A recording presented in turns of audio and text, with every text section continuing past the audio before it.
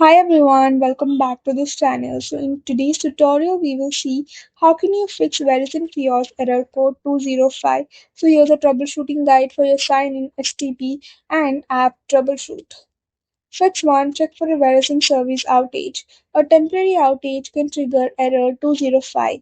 Open the My Verizon app or visit the Verizon service status page. If there's an outage, wait until Verizon restores service.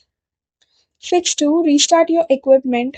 Turn off your Fios router and any affected set-top box or streaming device. Unplug them for 60 seconds. Plug the router back in first and wait until it's fully online. Then power on the TV box or streaming device. Rebooting resolves many connectivity issues. Fix 3. Sign out and back in. If the error appears in the Fios TV app, sign out of your Verizon account, close the app completely, and reopen it and sign it again. Fix 4. Clear the app cache. On Android, go to Settings, select Apps, and then go to Fios TV and select Storage. Tap Clear Cache if needed, tap Clear Data, then sign in again. Fix 5. Disable VPN or proxy.